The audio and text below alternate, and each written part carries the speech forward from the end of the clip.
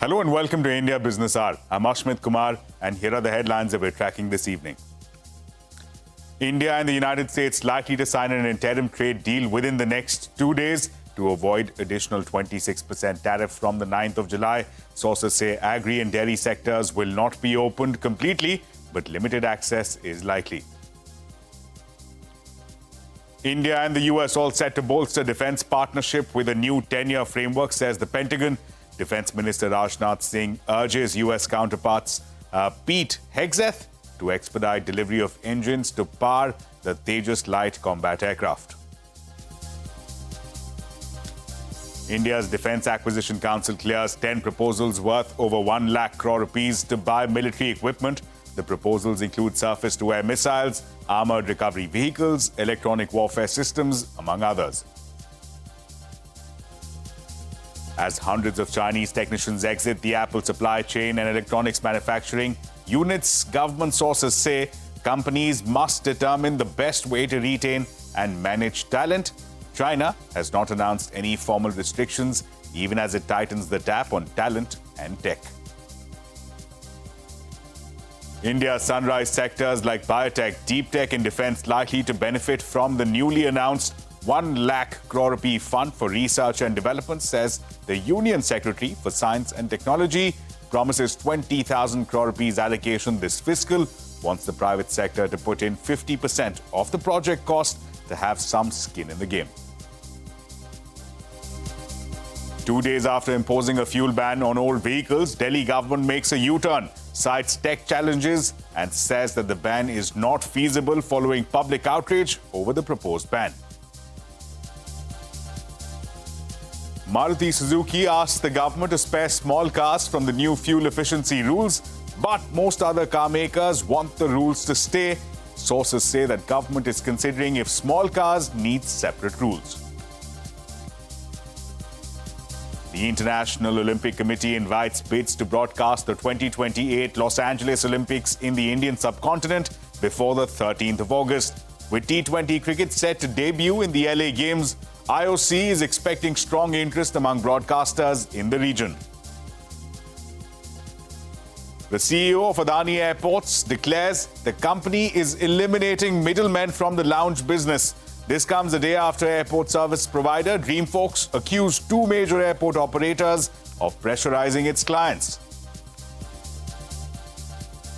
US President Trump's mega budget will face a final vote or in the House of Representatives. Trump sends a stern message to Republican lawmakers who are not toeing the line just yet, sets a July 4th deadline to pass the bill. Well, straight to the day's market action. Sensex and Nifty see marginal cuts and fail to hold on to opening highs after financial stocks dragged the markets down. Broader markets witnessed range-bound session, with the mid-caps outperforming the blue chips. Shares on Wall Street gained at opening bell after monthly jobs report defied expectations. The US economy added nearly 1.5 lakh jobs in June against the expectation of just over 1 lakh job additions. The unemployment rate also declined from 4.2% to 4.1%. Well, here's the top story that we have been tracking this evening. India and the United States could sign an interim trade deal within the space of just the next 2 days. Sources have told us that the discussions are in the final stages. India is expected to offer limited access in certain areas like agri and dairy. Abhimanyu Sharma, my colleague, joining us now with more details. Abhimanyu. Government sources have told CNBC TV 18 that an interim trade deal between India and the United States may be signed within the next 2 days. Now, intense negotiations are continuing between both the sides and negotiations are at their final stages. Speaking of demands, India is seeking more market access for its labor-intensive industries. On the other hand, the United States is seeking more access in the dairy and agriculture sector as far as exports of these products into India is concerned. However, government sources have assured that India's farmers' interests will not be compromised at any cost, and both these sectors, namely dairy and agriculture, cannot be opened up completely. It is likely, though, that several niche and premium products from the US may be allowed sale into India as part of an interim deal which is being negotiated. It remains to be seen how early the negotiations are going to conclude, even as both the sides look to seal an interim trade deal before the 9th of July. That is when the reciprocal tariffs are slated to kick in. Earlier this week, CNBC TV 18 had reported that in case talks fail, 26% tariffs would be imminent. So all eyes, of course, would be on the talks which are taking place currently in Washington, D.C. And based on that itself, any further steps would be initiated by both the sides. The U.S. Chamber, the U.S. India Business Council, all of our members want to see this deal happen. It's very important for the United States and India, the two greatest democracies on earth, to have such a deal. I understand the trade negotiators are in town and working away. Secretary Bessent said the other day that a deal with India is very, very close, and we are cheering wholeheartedly for this deal to happen. It is my sincere desire and hope that both negotiating teams will push on through, because the only people who will really be gleeful about this deal falling apart are, frankly, Beijing and Rawalpindi and others. We need to have this deal go through. It's important for optics. It's important for business confidence. And speaking of India and the US, Defense Minister Rajnath Singh and his American counterpart, Pete Hegseth, have agreed to sign a 10-year framework. This in a bid to further bolster defense and strategic ties between the two nations. The statement was made by the Pentagon a day after Defense Minister Rajnath Singh held a phone call with Pete Hegseth. Minister Rajnath Singh urged his US counterpart to expedite delivery of engines to power the Tejas light combat aircraft. Well, speaking of defense, the Defense Ministry has cleared 10 proposals to buy weapon systems and military equipment worth around 1 lakh crore rupees. Parikshit Rutla is joining us now with more details. Parikshit. Well, this is another big boost to domestic defense manufacturing. The Defense Acquisition Council has cleared at least 10 proposals worth over 1 lakh crore rupees. Now, these are proposals for the Army, Navy and the Air Force and will go to domestic manufacturers. What does this really include? Well, the government has approved proposals for procurement of armored recovery vehicles, electronic warfare systems, integrated common inventory management system for the tri-services and surface-to-air missiles, which are very important for our air defense as well. Now, these procurements are aimed at giving higher mobility, effective air defense and better supply chain management to the three services, and also boost the overall armed forces preparedness after Operation Sindoor. We've also seen proposals being cleared for moved mines, mine counter measure vehicles, super rapid gun mounts and submersible autonomous vehicles as well. Now, this is to mitigate potential risks posed to naval and merchant vessels. We've seen heightened tensions in the maritime domain over the last few months, and this is to boost the capabilities of the Indian Navy to provide security in the high seas. There will be a greater push for indigenous design and development, and these acceptance of necessity documents have been accorded under the by Indian, indigenously designed, developed and manufactured category. So this is aimed at boosting Indian supply chains and procuring from the Indian private sector. Right, Parikshit, thanks so much for that. Now, Vietnamese stock markets hit its highest levels in 3 years after US President Trump announced a trade deal. The US will impose a 20% tariff on Vietnamese goods, and Vietnam will not impose any tariff on American products. Now, under this deal, transshipments from other countries through Vietnam will still face a 40% levy. More details are still awaited on the contours of that deal. Now, Vietnam's dependency on US for exports is very high. Vietnamese exports to the US have nearly tripled since 2018, while US exports to Vietnam have grown just 30%. Vietnam exported goods worth a record $136 billion with the US last year. The Global Trade Research Initiative has said that the trade deal between USA and Vietnam serves as a cautionary tale for India. The global trade watchdog said, and I quote, "For Indian exporters eyeing Vietnam as a competitor and a partner in regional value chains, the deal represents both a cautionary lesson and strategic implications." End of quote. Now, US President Donald Trump's mega budget bill is headed for a final vote in the US House of Representatives. The budget is crucial to President Trump's agenda and includes many promises on tax cuts. The US House of Representatives is debating the bill on the floor before the final passage. President Trump had earlier pushed for signing the bill into law by the 4th of July, which is the day US celebrates its Independence Day. Now, as hundreds of Chinese technicians exit the Apple supply chain and electronics manufacturing units, government sources say that the companies must determine the best way to retain and manage talent. China has not announced any formal restrictions, even as it tightens the tap on talent and technology.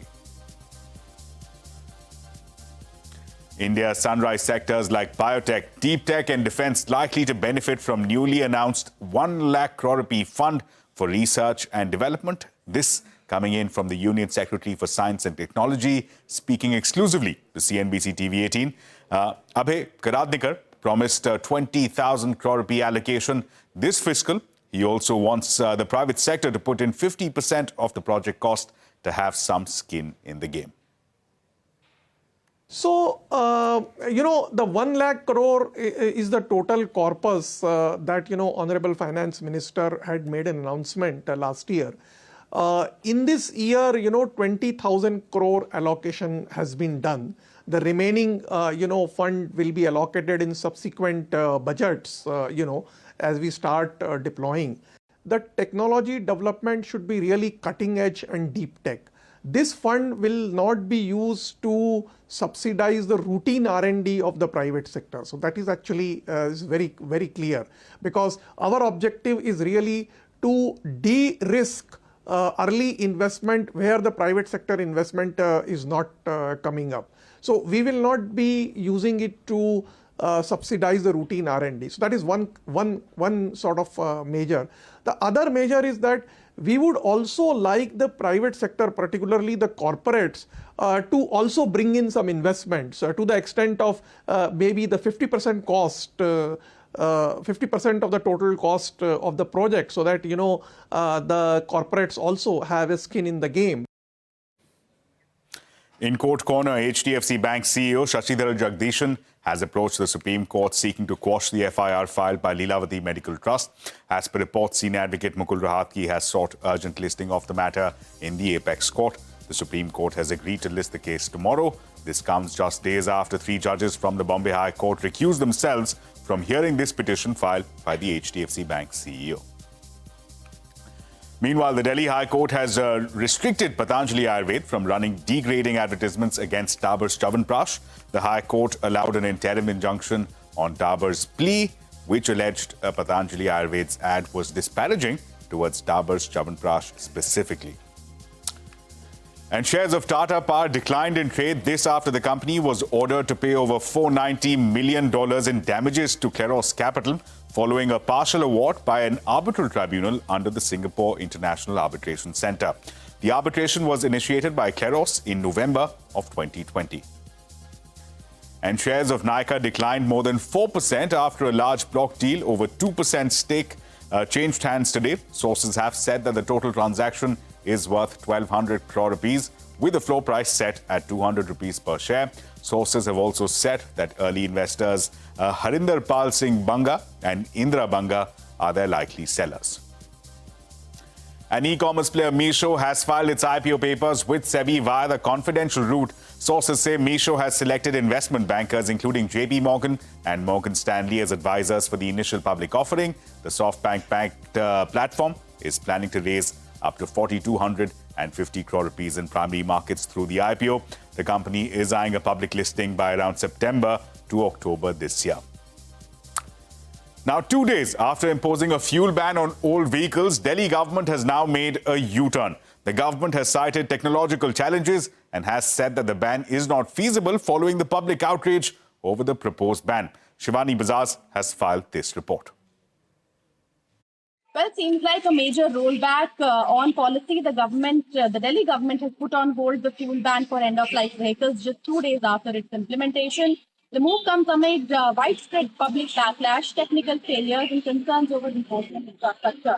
The now suspended policy had aimed to deny fuel to deregistered vehicles identified through the ANPR cameras installed at fuel stations across Delhi. But the system, the government admits, is riddled with flaws, cameras not working, sensors malfunctioning, and speakers not functional at many locations. In a letter to the Commissioner for Air Quality Management, Delhi's Environment Minister has said that the plan is premature and potentially counterproductive. The government warned that the Delhi-only ban would lead vehicle owners to procure fuel from nearby NCR cities like Gurugram and Ghaziabad, possibly creating a black market of the fuel. Importantly, the government stressed the lack of NPR infrastructure in native states, making effective implementation across Delhi NCR currently impossible. So for now, it is a U-turn on the ban for fuel on end-of-life vehicles in Delhi. Because of the technological and extremely complex system and lack of integration with neighboring states, there is a public discontent and outcry. In these said circumstances, it is not feasible to implement this system where fuel is being denied to EOL end-of-life vehicles identified through ANPR installed at petrol pumps in Delhi. Right, so a U-turn there by the Delhi government. Now, speaking of the auto space, Maruti Suzuki has asked the government to spare small cars from the new fuel efficiency rules. But most other car makers want the rules to stay. The company told CNBC TV18 that the new norms will penalize lightweight cars and allow bigger cars to emit more carbon dioxide.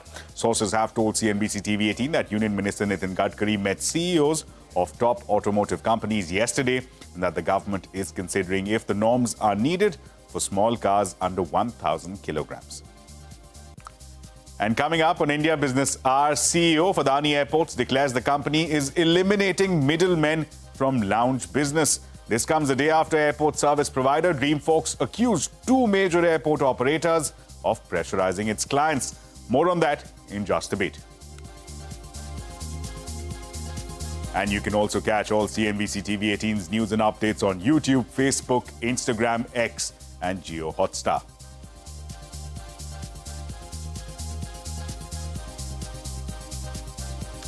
In international news, Israeli forces continue to bombard Gaza, killing at least 118 Palestinians in the past 24 hours. This also includes people who were trying to seek aid. Meanwhile, Hamas has said that it is studying new proposals for a temporary ceasefire in Gaza. This after US President Donald Trump said that Israel had agreed to a proposal for a 60-day truce. Prime Minister Narendra Modi held bilateral meetings with Ghana's President John Mahama as part of his five-nation tour. The two countries signed 4 MOUs to boost cooperation in areas like culture, health, standardization, and institutional dialogue. The Prime Minister also said that Indian companies will cooperate with Ghana in the exploration and mining of critical minerals. Ghana conferred Prime Minister Modi with the highest state honor, the Officer of the Order of the Star. This is the first visit to Ghana by an Indian Prime Minister in nearly 3 decades. Global उठा पटक के हर किसी के लिए चिंता का कारण है। ऐसे में भारत का लोकतंत्र आशा की किरण बना हुआ है। उसी प्रकार से भारत की विकास यात्रा ग्लोबल ग्रोथ को गति देने वाली है। विश्व का सबसे बड़ा लोकतंत्र एक ऐसा स्तंभ है जो जितना मजबूत होगा दुनिया को उतना ही सशक्त बनाएगा। Back home, the British F-35 stealth fighter, which is grounded at Thiruvananthapuram Airport for more than 2 weeks now, will be dismantled and transported back to the UK for repair. The jet made an emergency landing on the 14th of June at the airport. Due to adverse weather conditions, the jet was participating in a joint maritime exercise with the Indian Navy. The 5th-generation supersonic jet is valued at more than $110 million and is developed by Lockheed Martin. The centre has begun consultations with political parties to initiate impeachment proceedings against Justice Verma. Reports have said that the formal process to collect signatures from MPs to move the motion in Parliament is likely to begin next week.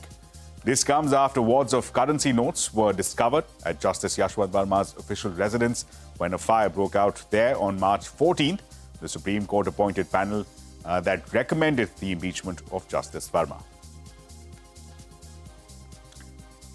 Maharashtra has witnessed 767 farmer suicides in the first 3 months of this year alone. That's nearly 9 deaths every day on an average. According to data coming in from the state's Relief and Rehabilitation Department, the state has provided financial help to heirs of 327 farmers who have died by suicide. However, 194 cases have been pending inquiry. Meanwhile, over 2,600 farmers had died by suicide in the state in 2024. The Maharashtra Assembly saw a walkout by the opposition Maha Vikas Aghadi legislators yesterday over farmer deaths and agrarian issues.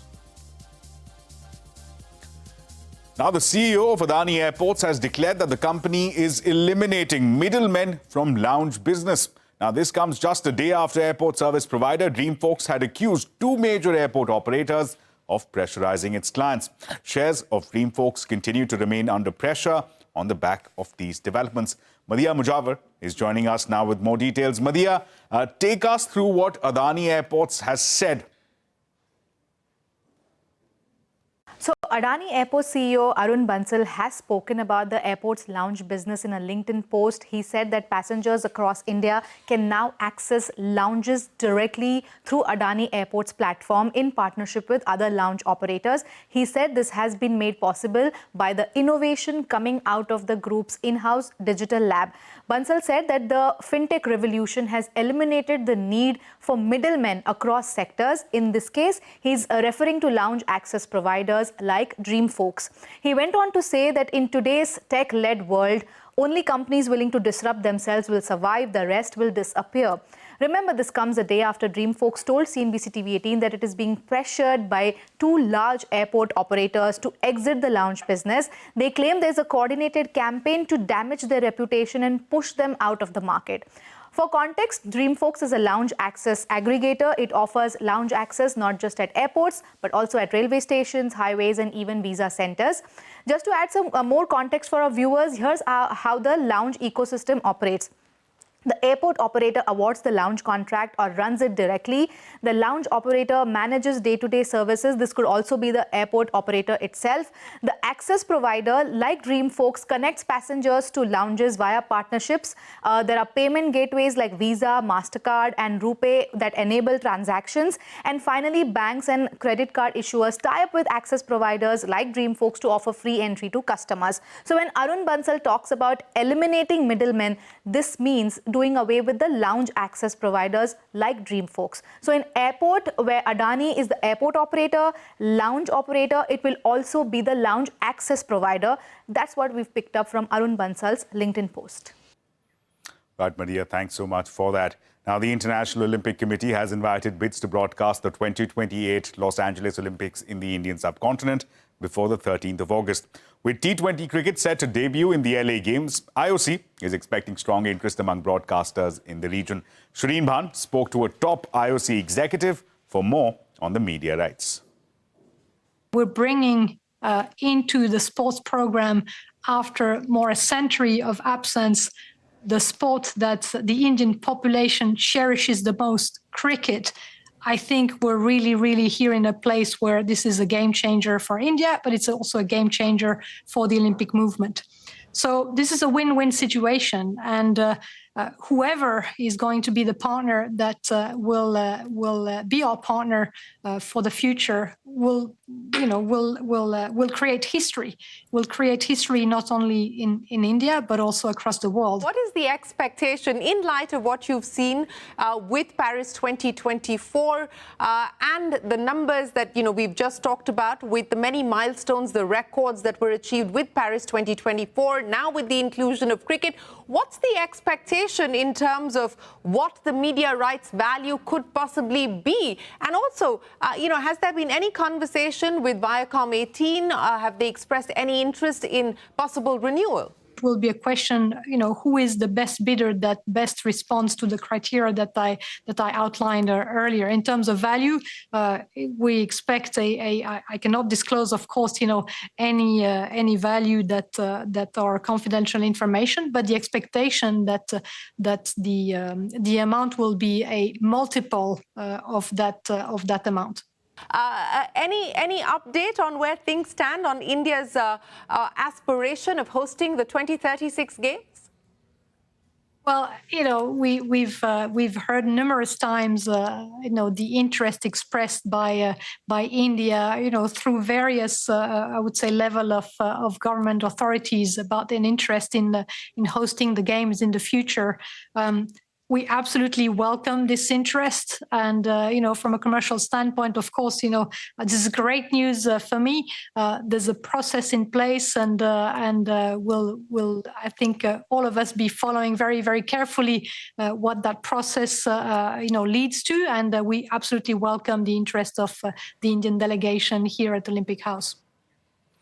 And with that, it's a wrap on this edition of India Business Hour. Thank you so much for watching. The news and updates will continue right here on CNBC TV 18.